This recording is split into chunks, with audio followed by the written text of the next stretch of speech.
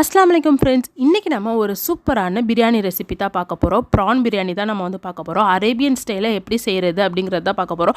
ரொம்ப simple and ஈஸியாக நம்ம வந்து செஞ்சிடலாம். இது என்னோடய சிக்னேச்சர் டிஷ்ஷுன்னு கூட வந்து சொல்லலாம். ரொம்பவே டேஸ்டியாக ரொம்ப சூப்பராக இருக்கும். இது வரைக்கும் நீங்கள் இந்த மாதிரி இறால் பிரியாணி செஞ்சு சாப்பிட்ருக்கவே மாட்டீங்க. கண்டிப்பாக ட்ரை பண்ணி பாருங்கள். ரொம்ப சூப்பராக இருக்கும். வீடியோ ஸ்கிப் பண்ணாமல் ஃபுல்லாக வந்து பாருங்கள். இது செய்கிறதுக்கு நான் 1 கிலோ அளவுக்கு பாஸ்மதி அரிசி வந்து எடுத்திருக்கேன். இந்தியா கேட் தான் எடுத்திருக்கேன். நீங்களும் அதே எடுத்துக்கோங்க. அடுத்து வந்து பார்த்திங்கன்னா பார்த்தீங்கன்னா 1 கிலோ அளவுக்கு இறால் வந்து நான் எடுத்திருக்கேன். பெரிய வெங்காயமாக 3 எடுத்து அதை வந்து நல்லா வந்து இந்த மாதிரி ஃப்ரை பண்ணி எடுத்திருக்கேன். ஸோ அதே மாதிரியே ஃப்ரை பண்ணிக்கோங்க. நெக்ஸ்ட் க்ரீன் சில்லி பார்த்தீங்க அப்படின்னா 2 பச்சை மிளகாய் வந்து எடுத்திருக்கேன். தயிர் பார்த்தீங்க அப்படின்னா ஒரு 50 ml தயிர் வந்து எடுத்திருக்கேன். இப்போ நம்ம ஃபஸ்ட்டு ப்ரானை வந்து லைட்டாக மேரினேட் பண்ண போகிறோம். ஸோ இதான் ஃபஸ்ட்டு ப்ராசஸ். இதில் வந்து என்ன செய்ய போகிறோம்னா 1 ஸ்பூன் அளவுக்கு சால்ட் ஆட் பண்ணியிருக்கேன். அதுக்கடுத்து பார்த்தீங்கன்னா 1 ஸ்பூன் அளவுக்கு மஞ்சத்தூள். இதில் வந்து மஞ்சத்தூள் மிளகாய்த்தூள் மட்டும்தான். ஸோ வேறு எதுவும் கிடையாது. நெக்ஸ்ட் பார்த்தீங்க அப்படின்னா சில்லி பவுடர் வந்து நான் ஜஸ்ட் 1 ஸ்பூன் அளவுக்கு ஆட் பண்ணுறேன். இது எல்லாமே நம்ம நல்லா போட்டு மேரினேட் பண்ண போகிறோம். இதில் ஜிஞ்சர் கார்லிக் பேஸ்ட் கிடையாது. ஏன் அப்படின்னா இந்த மேரினேஷனில் மட்டும்தான் கிடையாது. ஸோ இதை வந்து ஜஸ்ட் நம்ம மேரினேட் பண்ணி ஒரு 10 minutes வச்சுட்டு இந்த இறாலை வந்து ஜஸ்ட்டு வந்து ஒரு ஷாலோ ஃப்ரை மாதிரி நம்ம வந்து பண்ணி எடுக்க போகிறோம். ஸோ அதனால தான் இப்போ பாருங்கள், நான் ஒரு கடாயில் வந்துட்டு ஆயில் வந்து ஆட் பண்ணுறேன். இது எதுக்குன்னு பார்த்தீங்கன்னா நான் ப்ரான் வந்து ஃப்ரை பண்ணணும்னு சொன்னேன் இல்லையா? ஸோ அதுக்காக தான் இந்த வந்துட்டு ஆயில் வந்து ஆட் பண்ணுறது. இப்போ இந்த ஆயிலில் நல்லா ஹீட் ஆனதுக்கப்புறமா நம்ம வந்து எடுத்து வச்சு இந்த ப்ரானை வந்து ஒன்று போட்டுக்கலாம். இந்த ப்ரான் நல்லா வந்துட்டு ஃப்ரை ஆகணும் அப்படின்னு வந்து அவசியம் கிடையாது. ஜஸ்ட் அந்த நம்ம நீட்டமாக போட்ட ப்ரான் வந்துட்டு ஒரு சர்க்கிள் மாதிரி ஆகிற வரைக்கும் இருந்தால் மட்டும் போதும். ரொம்ப ஃப்ரை பண்ணணும்னு அவசியம் இல்லை. ஸோ பாருங்கள், இந்த அளவுக்கு வந்துட்டு ப்ரான் வந்து ஃப்ரை ஆனால் போதும். இந்த மாதிரி ஃப்ரை ஆகும் போது நீங்கள் தனியாக வந்துட்டு ஒரு பிளேட்டுக்கு வந்து ட்ரான்ஸ்ஃபர் பண்ணி வச்சுருங்க. இப்படி செய்யும் போது அதோட டேஸ்ட் பார்த்தீங்க அப்படின்னா ரொம்பவே சூப்பராக இருக்கும். இந்த பிரியாணி கண்டிப்பாக ட்ரை பண்ணுங்கள். ரொம்ப சூப்பராக வரும். எல்லாமே பொரிச்சாச்சு. இப்போ இதை வந்து தனியாக ஒரு பவுலில் வந்துட்டு எடுத்து வச்சுருக்கலாம். இப்போ இது கூட பார்த்தீங்க அப்படின்னா ஒரு 1/2 கப் அளவுக்கு நம்ம எடுத்து வச்சுருந்த பொரிச்ச வெங்காயத்தை வந்து இதில் ஆட் பண்ணிக்கலாம். அடுத்து ஒரு 1/4 கப் அளவுக்கு நான் வந்து கொத்தமல்லி வந்து ஆட் பண்ணுறேன். அடுத்து 1/4 கப் அளவுக்கு பார்த்தீங்க அப்படின்னா புதினா இருக்கு இல்லையா? புதினா இலைகள் வந்து ஆட் பண்ணிக்கிறேன். இப்போ இது கூட சேர்த்து ஒரு 2 டேபிள் ஸ்பூன் அளவுக்கு இஞ்சி பூண்டு பேஸ்ட் ஆட் பண்ணிக்கிறேன். அப்போ தான் நல்லா டேஸ்டியாக இருக்கும். ஸோ அடுத்து பார்த்தீங்கன்னா மிளகுத்தூள் பார்த்தீங்க அப்படின்னா 1 ஸ்பூன் அளவுக்கு மிளகுத்தூள் வந்து ஆட் பண்ணிக்கலாம். பிரியாணி மசாலா பார்த்தீங்க அப்படின்னா 1 டேபிள் ஸ்பூன் அளவுக்கு நான் பிரியாணி மசாலா வந்து ஆட் பண்ணியிருக்கேன். ஏன் அப்படின்னா நம்ம வந்து மஞ்சத்தூள் வந்து ஆட் பண்ண போகிறோம். அதுவும் வந்துட்டு ஒரே 1 ஸ்பூன் அளவுக்கு ஆட் பண்ணியிருக்கேன். இப்போ வந்துட்டு இதில் வந்து காஷ்மீரி மிளகாத்தூள் கலருக்காக ஒரே 1 ஸ்பூன் வந்து ஆட் பண்ணியிருக்கேன். அடுத்து கரம் மசாலா பார்த்தீங்க அப்படின்னா 1 ஸ்பூன் அளவுக்கு கரம் மசாலா வந்து ஆட் பண்ணியிருக்கேன். இப்போ நம்ம வீட்டில் அரைச்ச மிளகாய்த்தூள் அது வந்து ஒரு டேபிள் ஸ்பூன் அளவுக்கு நான் வந்து ஆட் பண்ணியிருக்கேன். அடுத்து பார்த்தீங்க அப்படின்னா நம்ம உப்பு ஆல்ரெடி போட்டிருக்கோம். ஸோ நல்லா பார்த்து போட்டுக்கோங்க. 1 டேபிள் ஸ்பூன் அளவுக்கு நான் உப்பு போட்டிருக்கேன். இப்போ வந்து தயிர் எடுத்து வச்சுருந்தோம் இல்லையா? அந்த தயிர் எல்லாமே ஃபுல்லாக வந்து இதில் ஆட் பண்ணிக்கலாம். அடுத்து பார்த்தீங்கன்னா பச்சை மிளகாய் நம்ம வந்து எடுத்ததை வந்து இந்த மாதிரி உடச்சி இந்த மாதிரி நான் வந்து போட்டிருக்கேன். ஸோ அதே மாதிரியே நீங்களும் வந்து பண்ணிக்கோங்க. அடுத்து ஃபைனலாக வந்து நம்ம வந்து எலுமிச்சப்பழம் ஊற்ற போகிறோம். ஏன் இந்த எலுமிச்சப்பழம் வந்து ஊற்றுறோம் அப்படின்னு பார்த்தீங்கன்னா நம்ம வந்து தக்காளி எதுவுமே சேர்க்கல இதில். ஸோ அதனால் ஒரு புளிப்பு டேஸ்ட்டுக்காக நம்மளுக்கு வேணும். தயிர் ஊற்றிருக்கோம். ஸோ அதே மாதிரி லெமன் இருந்துச்சு அப்படின்னா அதுவும் வந்துட்டு ஒரு நல்ல ஒரு டேஸ்ட் வந்துட்டு கொடுக்கும். அதுக்காக தான் இப்போ வந்து பேண்டன் லீவ்ஸ்னு சொல்லுவாங்க, ரம்பை இலை. இது வந்துட்டு ஃபைனலாக ஆட் பண்ணிங்கன்னா நல்ல ஒரு வாசனை வந்து கொடுக்கும். இப்போ வந்து நம்ம இறால் பொரிச்ச எண்ணெய் அது வந்து ஒரு 100 ml இருக்குது. ஸோ அந்த எண்ணெயை வந்து ஊற்றியாச்சு. இப்போ இதை எல்லாமே நல்லா வந்து போட்டு நம்ம வந்து மிக்ஸ் பண்ணிக்கலாம். இதை வந்து நல்லா மிக்ஸ் பண்ணிவிட்டு ஒரு 30 minutes கிட்டக்க அப்படியே வந்துட்டு விட்டுருங்க. ஸோ இதை வந்து எந்த டிஸ்டர்பும் பண்ண வேணாம். அது நல்லா வந்துட்டு இறால் கூட மேரினேட் ஆகி இருக்கட்டும். ஸோ இதை அப்படியே நம்ம வந்து ஒரு 30 minutes வந்து மேரினேட் பண்ணி தனியாக வந்து எடுத்து வச்சிடலாம். இந்த கேப்பில் நம்ம வந்து ரைஸை வந்து பாயில் பண்ணி எடுத்துடலாம். ஆல்ரெடி நான் வந்துட்டு ரைஸ் எப்படி பாயில் பண்ணணும் அப்படிங்கிறது அந்த ஹைதராபாத் பிரியாணி பண்ண ரெசிபிலேயே நான் வந்து போட்டிருக்கேன். ஸோ உங்களுக்கு வேணும்னா நான் அந்த லிங்க் வந்து டிஸ்கிரிப்ஷனில் வந்து கொடுத்துருக்கேன். நீங்கள் வந்து அதை வந்து செக் பண்ணி பார்த்துக்கோங்க. இப்போ தண்ணி வந்து ஊற்றிட்டு அதில் வந்து நம்ம புதினா, மல்லி, அப்புறம் பட்டை, கிராம்பு, ஏலக்காய் இது எல்லாமே நம்ம வந்து போட்டுக்கலாம். இது எல்லாமே போடுறது வந்து ஒரு நல்ல வந்து ஒரு ஃப்ளேவர் வந்து கொடுக்கும். ஸோ அதுக்காகத்தான் நம்ம இது எல்லாமே ஆட் பண்ணுறது. நான் சொன்ன அளவு வந்து பார்த்திங்கன்னா இது வந்து ஒரு 1 கிலோ அரிசிக்கு நான் வந்து எவ்வளோ தண்ணி ஊற்றணும்னு சொல்லியிருக்கேன். அந்த ஹைதராபாத் பிரியாணி வந்து 1/2 கிலோ.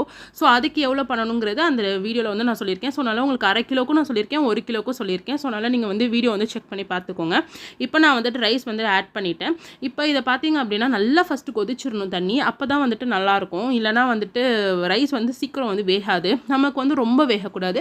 ஜஸ்ட்டு பார்த்தோம் அப்படின்னா ஒரு 75% கிட்டக்க நம்மளுக்கு ரைஸ் வந்துட்டு வெந்துட்டால் போதும். நம்மளுக்கு வந்து அந்தளவுக்கு இருந்தால் போதும். இப்போ பாருங்கள், நான் வந்து எடுத்து காமிக்கிறேன். இந்த மாதிரி வந்து உங்களுக்கு உதிரியாக இருக்கணும். இதில் நான் ஃபுல்லாக காமிக்கல. நீங்கள் அந்த வீடியோ வந்து போய் செக் பண்ணி பார்த்தீங்கன்னா உங்களுக்கு வந்து எப்படி ரைஸ் வந்து பாயில் பண்ணணும்னு தெரியும். நெக்ஸ்ட் வந்துட்டு ஒரு கடாய் எடுத்துகிட்டு அதில் வந்து நம்ம மேரினேட் பண்ண ப்ரான்ஸ் வந்துட்டு ஆட் பண்ணிடலாம். இதில் வந்து நம்ம ஆயில் எதுவுமே ஆட் பண்ணல. பிகாஸ் ஆல்ரெடி ஆயில் எல்லாமே நம்ம மேரினேஷனில் ஆட் பண்ணியிருக்கிறதுனால இப்போ நான் 1 கப் அளவுக்கு வாட்டர் ஊற்றிருக்கேன். இந்த வாட்டர் பார்த்திங்க அப்படின்னா அந்த மசாலா இருந்துச்சு இல்லையா? அந்த மசாலாவை ஜஸ்ட்டு வந்துட்டு நல்லா வந்து எல்லாமே இது பண்ணி போட்டிருக்கேன், அவ்வளோதான். மற்றபடி இது வந்து வேறு எந்த ஒரு இதுவுமே கிடையாது. இதை வந்து நல்லா இந்த மாதிரி மிக்ஸ் பண்ணி விட்டுக்கோங்க. வாட்டர் கூட அந்த மசாலா வந்து நல்லா வந்து மிக்ஸ் ஆகிடணும். ஸோ இந்த மாதிரி மிக்ஸ் ஆனதுக்கப்புறமா ஒரு 5 மினிட்ஸ் கிட்டக்க நம்ம பாயில் பண்ணோம் அப்படின்னா மசாலா நல்லா வந்து கொதிச்சு வந்துடும். ஏன்னா ப்ரான் சீக்கிரம் வெந்துடும், ரொம்ப நேரம் ஆகாது. ஆல்ரெடி ஃப்ரை வேறு பண்ணிட்டோம் நம்ம. இப்போ பாருங்கள், இந்த மாதிரி உங்களுக்கு வந்துட்டு ஆயில் வந்து பிரிஞ்சிருக்கணும். ஸோ இந்த மாதிரி உங்களுக்கு பிரிஞ்சிருக்கும் போது உங்களுக்கு தெரியும் எந்த அளவுக்கு மசாலா வந்து கெட்டியாக இருக்குது அப்படின்ட்டு. இப்போ பாருங்கள், நான் கிளறி காமிக்கிறீங்களா, இந்த மாதிரி கெட்டியாக இருக்கும். இப்போ இதெல்லாமே நம்ம வந்து கொஞ்சம் பாதி கிரேவியை வந்து என்ன பண்ண போகிறோம்னா ஒரு பவுலுக்கு வந்து நம்ம தனியாக எடுத்து வச்சுக்க போகிறோம். இப்போ பாருங்கள், இந்த அளவுக்கு தான் நான் கிரேவி வச்சுருக்கேன், அதாவது ஒரு 20% வச்சுருக்கேன். இப்போ இதில் வந்து நம்ம குக் பண்ண ரைஸை வந்து ஆட் பண்ணிக்கலாம். ஃபஸ்ட்டு வந்து இதுதான் ஃபஸ்ட் லேயர். ஸோ கீழே வந்துட்டு கிரேவி பேஸ் நான் கொடுத்துட்டேன். நெக்ஸ்ட்டு வந்துட்டு ரைஸ் வந்து கொடுக்குறேன். இதை வந்து நல்லா வந்து எல்லா பக்கமும் வந்து ஃபுல்லாக வந்து நீங்கள் இது பண்ணி விட்டுருங்க. இப்போ வந்து நம்ம மேலே வந்து கிரேவி ஆட் பண்ண போகிறோம். நம்ம எடுத்து வச்சுருந்தோம் இல்லையா ப்ரான் கிரேவி, ஸோ அந்த கிரேவியை வந்துட்டு மேலே வந்து கொஞ்சமாக வந்துட்டு ஆட் பண்ணிக்கலாம். ஆல்ரெடி கீழே கிரேவி இருக்குது. ஃபஸ்ட் லேயர் பார்த்தீங்கன்னா ரைஸு, நெக்ஸ்ட் லேயர் பார்த்தீங்க அப்படின்னா வந்துட்டு ப்ரான் கிரேவி ஆட் பண்ணியாச்சு. இப்போ இதுக்கு மேலே வந்துட்டு நம்ம ஃப்ரை பண்ண ஆனியன் இருக்கு இல்லையா, ஸோ அதை வந்துட்டு இதில் வந்து மேலே வந்து கொஞ்சமாக வந்து ஆட் பண்ணிக்கலாம். இதுக்கப்புறம் வந்துட்டு பார்த்திங்கன்னா கொத்தமல்லி வந்து இதுக்கப்புறம் நம்ம வந்து ஆட் பண்ணிக்கலாம். கொத்தமல்லி ஆட் பண்ணிவிட்டு இதுக்கு மேலே வந்து அது கூட சேர்த்து புதினா இலைகள் அதையும் வந்து இதில் வந்து ஆட் பண்ணிக்கலாம். மேலே வந்து புதினா இலைகள் ஆட் பண்ணதுக்கப்புறமா இதில் வந்து பார்த்திங்க அப்படின்னா நான் வந்து எலுமிச்சப்பழம் இருக்கு இல்லையா, ஸோ அதை வந்து நான் 2 ஸ்லைஸாக கட் பண்ணியிருக்கேன். குட்டி ஸ்லைஸாக 2 ஸ்லைஸ் வந்து கட் பண்ணி அதை வந்து நான் மேலே வந்து வச்சுட்டேன். அவ்வளோதான். இப்போ செகண்ட் லேயர் வந்து நம்ம நெக்ஸ்ட்டு ஆட் பண்ண போகிறோம். அடுத்து வந்துட்டு மறுபடியும் வந்துட்டு ரைஸு. ஸோ இப்போ நான் சொன்ன அதே ப்ராசஸ் தான் நெக்ஸ்ட்டு நம்ம வந்து பண்ணணும். ரைஸ், கிரேவி, அப்புறம் ஃப்ரைட் ஆனியன், அப்புறம் புதினா மல்லி இலைகள், அதுக்கப்புறம் வந்துட்டு லெமன், இதெல்லாமே கரெக்டாக வந்து நீங்கள் வச்சுட்டு வரணும். உங்களுக்கு லாஸ்ட்டாக கிரேவி இருக்கிற வரைக்கும் நீங்கள் இதே மாதிரியே பண்ணணும். ஸோ அதனால் அதுக்கு தகுந்த மாதிரி நீங்கள் ரைஸையும் கிரேவியும் வந்து நீங்கள் பிரித்து வந்து கரெக்டாக வச்சுக்கோங்க.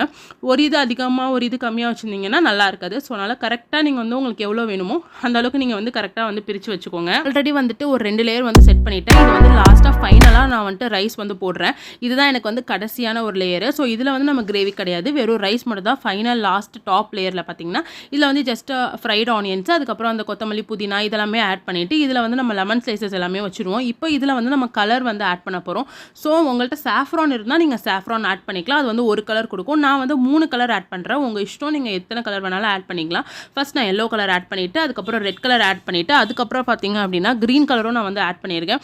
இது வந்து ரொம்ப கலர்ஃபுல்லாக வந்துட்டு இருக்கும் பார்க்குறதுக்கு. மேலே வந்து ஒரு 2 டேபிள் ஸ்பூன் நெய் வந்துட்டு நல்லா வந்து போட்டு விட்டுருங்க. சென்டர் அண்ட் சைடு எல்லா இடத்துலையுமே வந்து நல்லா போட்டுருங்க. இது செய்யும் போது எல்லாமே ப்ராசஸில் வந்துட்டு அடுப்பு வந்து சிம்மில் தான் இருக்கணும். மீடியம் ஃப்ளேம் மட்டும்தான், ஹை ஃப்ளேம் கிடையவே கிடையாது. ஸோ மீடியம் ஃப்ளேமில் அப்படியே வந்துட்டு ஒரு 20 நிமிஷம் நீங்கள் வச்சிட்டிங்க அப்படின்னா சூப்பரான அரேபியன் ப்ரான் பிரியாணி வந்து ரெடி ஆகிடும். இது ரொம்பவே டேஸ்டியாக இருக்கும். நீங்கள் இது வரைக்கும் இந்த மாதிரி ட்ரை பண்ணியிருக்க மாட்டீங்க, கண்டிப்பாக ட்ரை பண்ணி பாருங்கள். ரொம்ப ரொம்ப சூப்பராக இருக்கும். பாருங்கள், ரைஸ் கொஞ்சம் கூட உடையவே இல்லை, மசாலா நல்லா வெந்துருச்சு, எல்லாமே சூப்பராக இருக்கும். ப்ரான்லேருந்து அந்த சில பேருக்கு ப்ரானோட அந்த கவுச்சி ஸ்மெல் வரும்னு சொல்லிட்டு சாப்பிட மாட்டாங்க.